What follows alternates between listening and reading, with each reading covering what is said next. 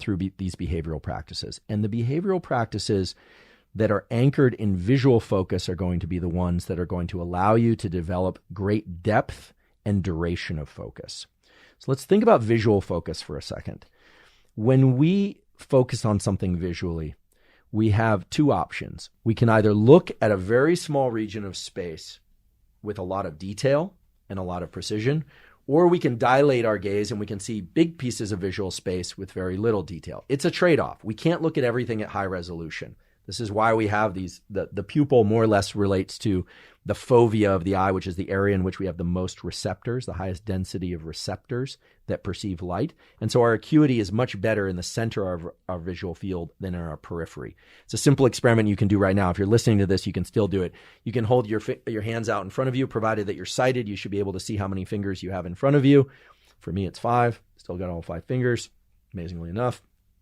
If I move my hand off to the side, and I can't see them with precision, but as I move them back into the center of my visual field, I can see them with precision. And that's because the density, the number of pixels in the center of my visual field is much higher than it is in the periphery. When we focus our eyes, we do a couple things. First of all, we tend to do that in the center of our visual field, and our two eyes tend to align in what's called a vergence eye movement towards a common point. The other thing that happens is the lens of our eye moves so that our brain now no longer sees the entire visual world, but is seeing a small cone of visual imagery. That small cone of visual imagery, or soda straw view of the world, has much higher acuity, higher resolution than if I were to look at everything. Now you say, of course, this makes perfect sense, but that's about visual attention, not mental attention. Well, it turns out that focus in the brain is anchored to our visual system. I'll talk about blind people in a moment, but assuming that somebody is sighted, the key is to learn how to focus better visually if you want to bring about higher levels of cognitive or mental focus, even if you're engaged in a physical task. Now, there's a remarkable phenomenon in animals where animals that have their eyes on the side of their head are scanning the entire visual environment all the time. They're not focused on anything. Think your grazing animals, your cows, your sheep, your birds, etc. But think about a bird picking up seeds on the beach or on concrete.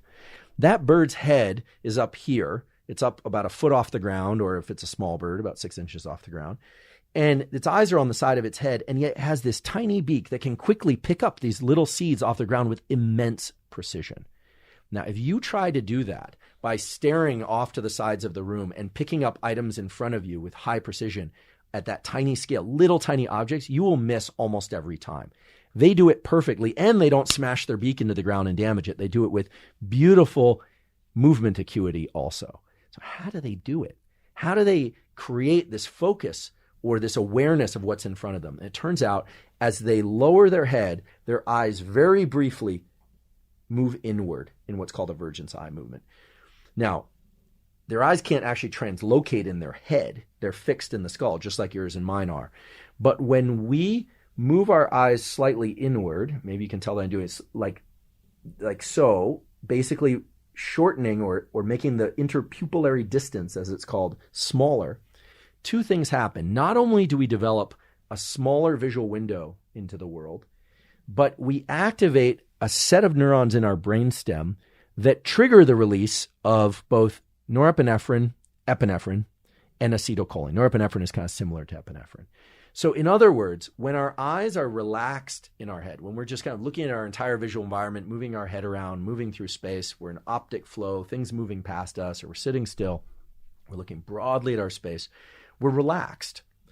When our eyes move slightly inward toward a particular visual target, our visual world shrinks, our level of visual focus goes up, and we know that this relates to the release of acetylcholine and epinephrine at the relevant sites in the brain for plasticity.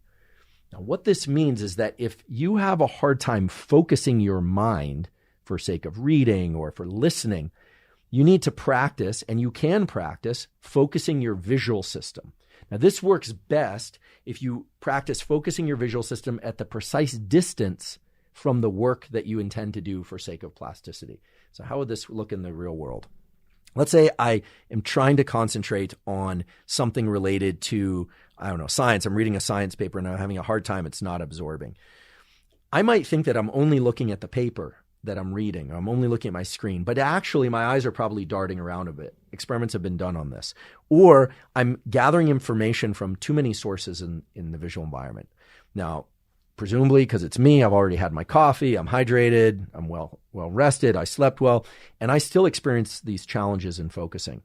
Spending just 60 to 120 seconds focusing my visual attention on a small window of my screen, meaning just on my screen with nothing on it, but bringing my eyes to that particular location increases not just my visual acuity for that location, but it brings about an increase in activity in a bunch of other brain areas that are associated with gathering information from this location.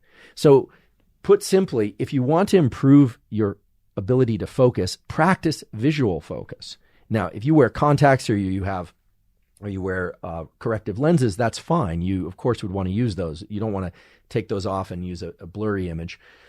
The finer the visual image and the more that you can hold your gaze to that visual image, the higher your levels of attention will be.